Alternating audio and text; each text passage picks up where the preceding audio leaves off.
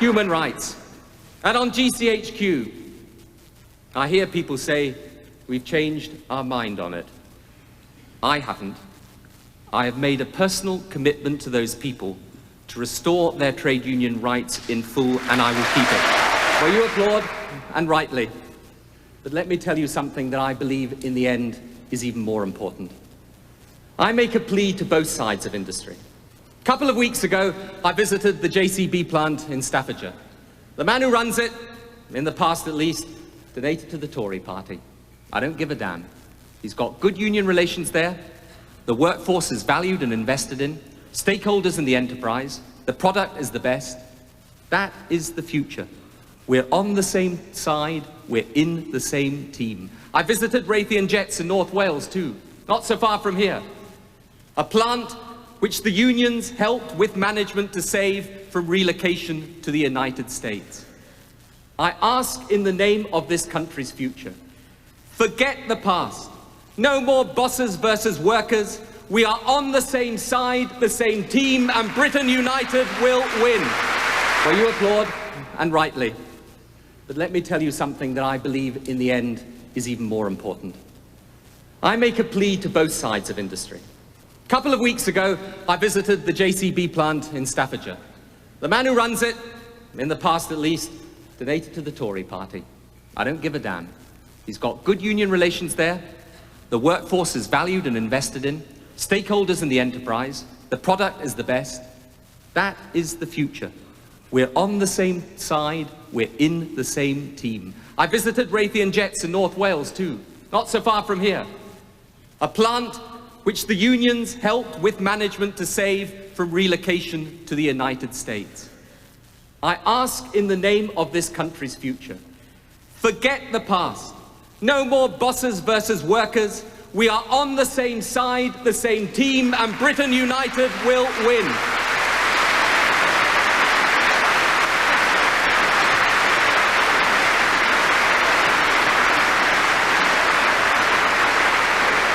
These are the foundations of this new age of achievement. And for all our people, it can be made a reality.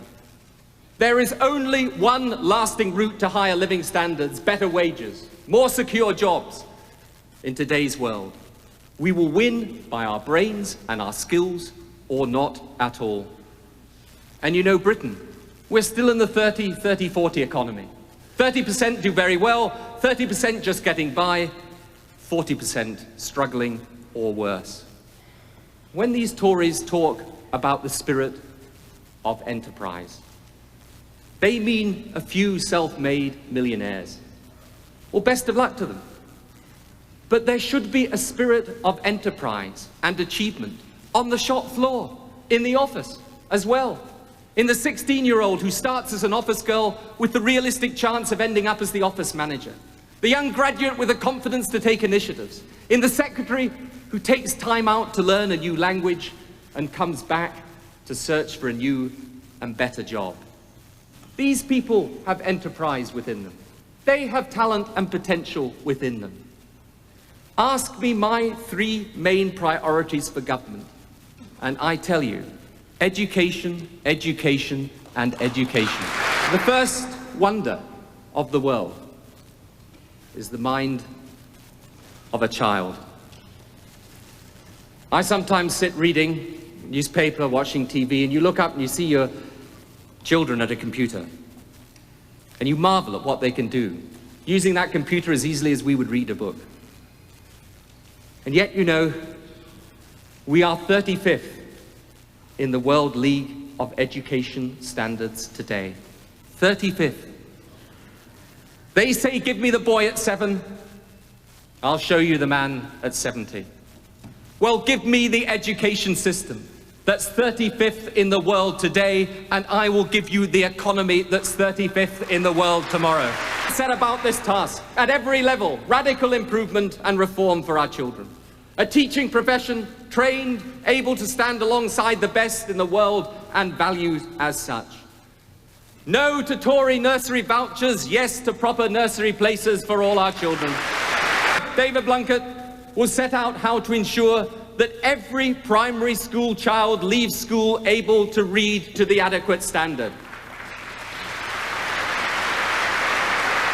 A literacy guarantee by establishing 3-week intensive literacy summer schools for all those falling behind, with the aim of ensuring that every 11-year-old is up to the standard in reading and adding up that they need. And it is a choice of priorities, isn't it? The Tories choose to spend those millions of pounds on the assisted places scheme to subsidise a small number of children at private school. Under Labour, that scheme will be phased out. That money will be used to make sure that every 5, 6 and 7-year-old is in a class of a size of 30 or under. Those are the priorities of children's different abilities, but not setting them apart. Continual assessment, target set, instant action where they're not met. There should be zero tolerance of failure in Britain's schools.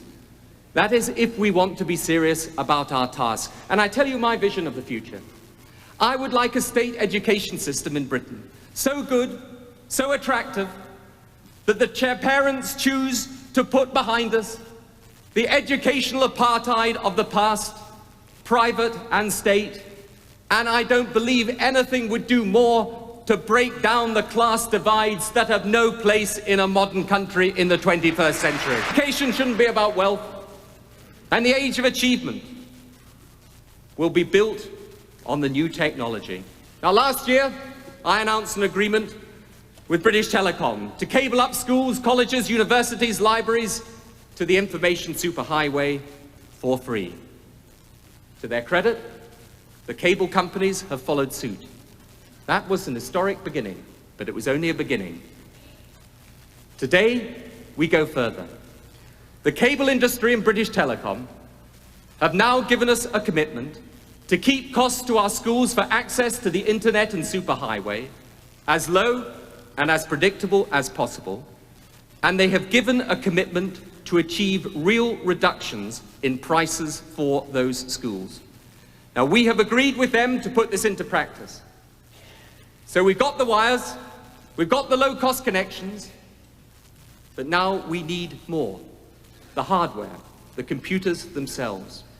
In January, again, even in opposition, we appointed Dennis Stevenson, a leading businessman in the country, to chair a commission of independent experts to examine how we got that computer hardware and the training for teachers to use it. His final report, to be published later this year, will lay down the third building block to show how, in time, no child will be without access to a computer and no school unable to use them properly. The cables for free, the connections at low cost, plans for computers, and then the final piece. What matters in the end is the educational material that comes down from those cables into those computers and into the mind of the child. Just as schools have to buy books, they will pay for the various courses and services on offer. But we are going to make sure the quality is high. Competition will ensure that prices are low. In government, we will be inviting bids for a franchise to provide the specialised education network that the superhighway needs. Our aim is for every school to have access to the information superhighway, the computers to deliver it, the education programs to go on it. With the University for Industry for adult skills, this adds up to a national grid for learning for Britain. That's the age of achievement come alive. Britain, the skills superpower of the world. Why not? Why can't we do it? Achievement, aspiration fulfilled for all our people. Because a great people equals a great Britain. Run a country where a few winners take all, rather than all of us as winners, and see what happens. It's not right. It's not in people's interests. Huge costs of unemployment, crime, social decay, higher taxes to pay for it, welfare bills, doubled under the Tories even as poverty rises. And the type of society we have, What kind of world is it where fathers who don't work have sons who don't work? Where the young take to drugs and the debased culture of despair because no job beckons on leaving school? What kind of world is it where there are more second homes but more homeless and the streets paved with fear?